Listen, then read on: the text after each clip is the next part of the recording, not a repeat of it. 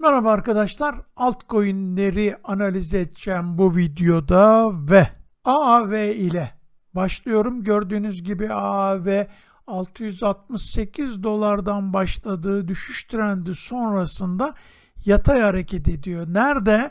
Bakın 50 dolarla 115 dolar aralığında. Ve 50 dolar desteği gayet güzel çalışıyor. Düşen şurada arkadaşlar, kalınlaştırayım, bakın bu yeşilli düşen de çok güzel çalışıyor ve son seferde gelip düşenini aşağıdan test etmiş durumda. 200 günlük EMA'sının bakın bunun da üzerinde arkadaşlar, burada hafif riskle pozisyon açılabilir. Bakın 64.3 dolarda stop loss konularak 66.5 dolardan alım yapılabilir. Şu anda 66.5 dolarda.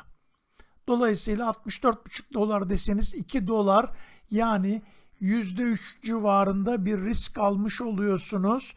Eğer bu direnci yukarı doğru kırabilirse arkadaşlar, o zaman yatay hareket bandının direncine doğru yükselişin başlaması beklenir. 81.60, 93 dolar ara direnç seviyeleri ve 115 dolara yaklaşırken orta uzun vadeci yatırımcı satış planlar. Ama mutlaka 64-64,5 dolarda stop loss bulunmalı. Çünkü buranın altına inerse bir daha 50 dolarları ziyaret etmek isteyecektir AAV. Hidden bearish uyumsuzluk var mı diye bakıyorum arkadaşlar. Bakın fiyat daha aşağıda tepeler yaparken gösterge tepeleri daha yukarıda olmuş olsa hidden bearish uyumsuzluk olacak. RSI'ye bakıyorum, yok. Bir de MACD'ye bakalım arkadaşlar. Bakın MACD'de de aynı uyumsuzluk gözükmüyor. MACD'de göstergelerde bir zayıflık dikkat çekiyor. Stokastik slow kararsız durumda. Bakın yönünü yukarı doğru çevirmiş orta seviyelerde. RSI'lara bakalım. RSI'larda da kararsızlık var. AVAX'a bakalım arkadaşlar. AVAX'da bakın 147 dolardan başladığı düşüş trendi sonrasında yatay hareket ediyor. Nerede yatay hareket ediyor? Bakın 10.75'te 21.88 bandında.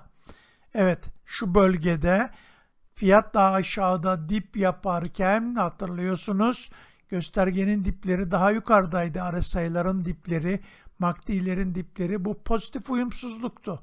Ve arkadaşlar bakın ondan sonra neler oldu? RSI'lar kendi dirençlerini yukarı doğru kırdılar. 14 günlük 28 günlüğün üzerinde ve hatta 14 günlük RSI aşırı alım bölgesine girdi. Stokastik slow aşırı alım bölgesinde ve MACD, her iki MACD'den de onaylı alt tut sinyali var ve histogramlar sıfırın üzerinde, bar boyları uzuyor. Dolayısıyla arkadaşlar, her ne kadar henüz AVAX şu direncini kıramadıysa da, bakın 10.75 dolardan geçen şu yatay direncini kıramadıysa da, şu mum arkadaşlar teknik olarak bayağı dikkat çeken bir mum. Normal şartlar altında bu mum bir ayısal iğne. Arkadaşlar, göstergeler bana bu 10.75 dolar direncinin kırılacağı sinyalini veriyor. Peki 10.75 dolar direnci kırılırsa ne olur? 10.75 ile 21.88 bandında yatay hareket etmeye başlar ama unutmayın, bakın 200 günlük EMA 13 dolar civarında. Düşen birazcık daha yukarıda. Dolayısıyla pozisyon açmak isteyen arkadaşlar mutlaka 10.75 doların üstünde kırılmadığını gördükten sonra pozisyon açmalı ve 10.75'in altına da stop loss koymalı. Fiyat yükseldikçe de stop loss'u yükseltmeli. Bitcoin Cash'e bakalım arkadaşlar. Bitcoin Cash yukarı doğru hareket içerisinde, bakın şu şekilde bir yükseliş kanalı oluşmuş durumda. Kanal direnci, kanal desteği, kanal direnci ve kanal desteği. 223 dolara stop loss konularak Bitcoin Cash alım planlanabilir. Kanal desteğinden yukarı doğru dönüyor.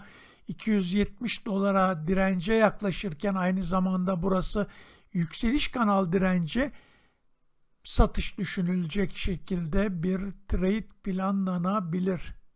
Injection Coin arkadaşlar gördüğünüz gibi yükseliş kanal desteğini test etti ve yeniden yönünü yukarıya doğru çevirdi. Peki alım yapılır mı? Evet, riskli olarak alım yapılabilir. Pozisyon açılabilir. Stop loss 7.35 dolar seviyesinde stop loss bulunmalıdır. Son dibin altında. Yükseliş kanal desteğinin 200 günlük EMA ile birlikte olması önemli ve onu onaylıyor. 9.25 kritik bir seviye. Oraya yaklaşırken kar alması düşünülebilir arkadaşlar. Ve bakın RSI'lar Injection Coin'de kendi düşenlerini yukarı doğru kesmişler, kırmışlar. İkisi de olumlu konumda yükseliyorlar. Güzel değerlere gelmişler. 14 günlük aşırı alım bölgesine yaklaşmış burada. Yukarı doğru hareket sinyalleri geliyor. Ve her iki MACD'de de bakın onaylı al tut sinyali var. IOTX hala alınmayacak yerde arkadaşlar. Bakın şu bölgede düşüş trendine girmişti ve düşüş kanal desteği 2 sent civarındaydı. Bakın yeni en düşük dipler yapmaya devam ediyor. Ne zaman alınır arkadaşlar? 200 günlük EMA'sının ve 2.12 sentteki şu yatay direncin üzerine çıktığında hatta şu yeşil düşeni de kırmasını beklenebilir.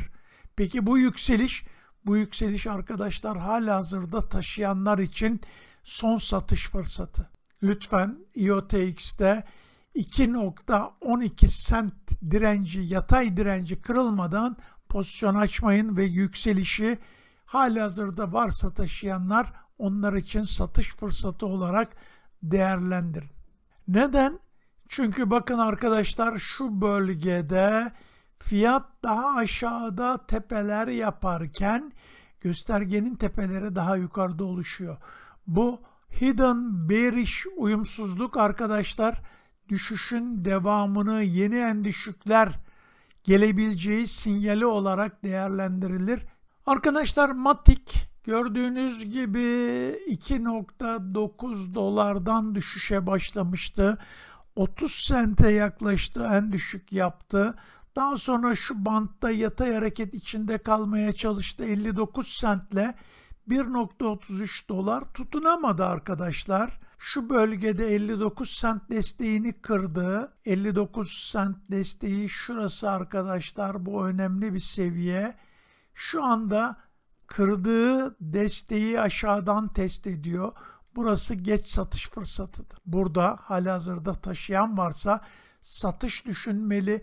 Arkadaşlar 59 sentteki yatay şu direnç kırıldıktan sonra pozisyon açılabilir. Hemen 59 sentin altına 57, 58, 56 sentlere stop loss koymak şartıyla salınım yatırımcısı olarak 1.30'a yaklaşırken satmak üzere 1.33 yatay hareket bandının direnci pozisyon açılabilir. 200 günlük EMA 76 sent ve 1.04 seviyeleri ara direnç seviyeleridir. Maker'a bakalım arkadaşlar. Maker yükseliş kanalının içinde hareketine devam ediyor. Şu bölgeye yaklaşırken Maker'da satış düşünülmeliydi. 1650 dolar. Şimdi düzeltmesini yapıyor arkadaşlar. Bu düzeltmede kanal desteğine gelebilir. 1220, 1230, 1240 dolarlara ve yeniden buradan yukarı doğru dönecektir. Eğer sattıysanız sattığınız kısmı kanal desteğinde yerine koymayı planlayabilirsiniz. O gene sert bir şekilde yükseldi ve yatay hareket bandının direncini test etti. Bu arada satıldıysa şimdi sabırla bekliyoruz arkadaşlar. Yatay hareket bandımızın desteği 10 sentten geçiyor. Şurası aynı zamanda 200 günlük EMA'da burada. Ve fiyat bakın oraya doğru yaklaşıyor.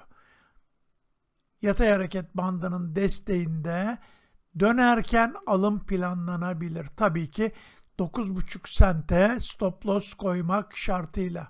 Salınım yatırımcısı olarak ve 19 sente yaklaşırken satmak üzere.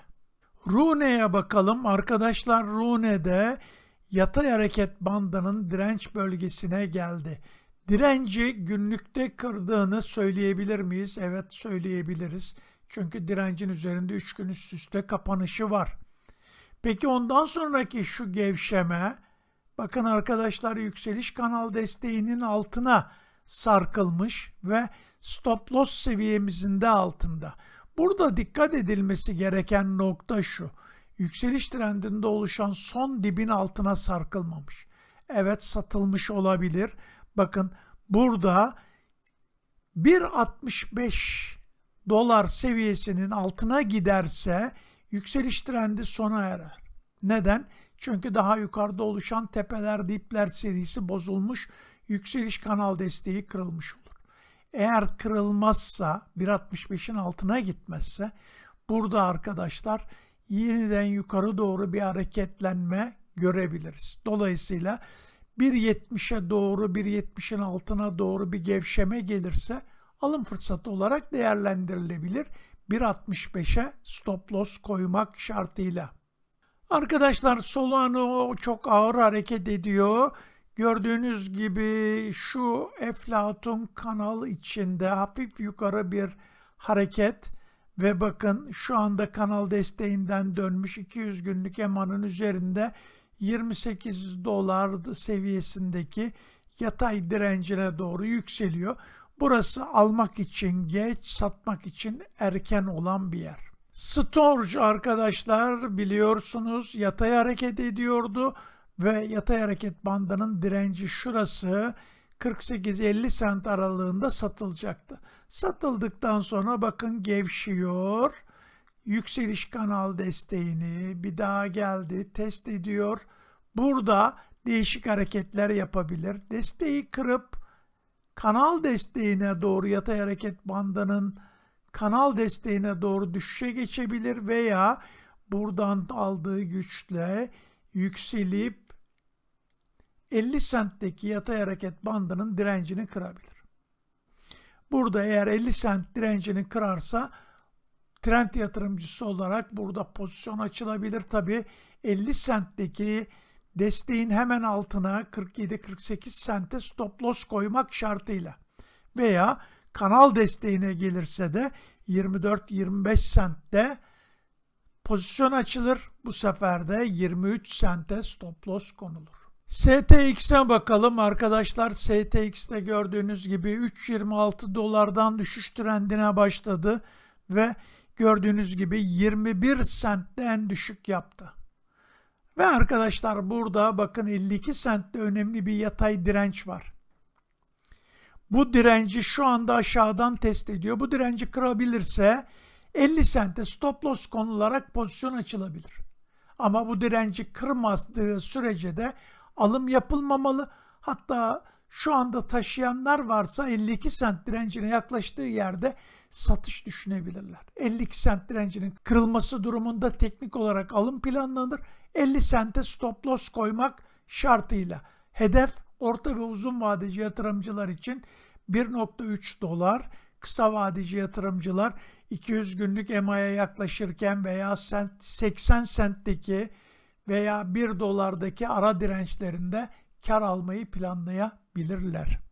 Ve son olarak Tellor arkadaşlar, TRB. Bakın o da 164 dolardan düşüş trendine geçmişti. Yükseliş trendine başladı ve gördüğünüz gibi halihazırda yükseliş trendinde. Arkadaşlar yükseliş kanal desteği civarında güzel alım düşünülebilir. Burada 43 dolara arkadaşlar stop loss konulabilir ve şu kanal desteğine düştüğünde 45 dolar civarında pozisyon açılması planlanabilir. 2 dolar %5 civarında bir risk demektir arkadaşlar. Buradan yukarıya doğru hareket başladığında 70 dolar civarında da kar almaya başlanabilir. Ama stop loss olmazsa olmazdır arkadaşlar. Bu videoda da bu kadar arkadaşlar. Bol kazançlar diliyorum. Beğenmeyi, yorum yapmayı ihmal etmeyin. Her şey gönlünüzce olsun. Hoşça kalın.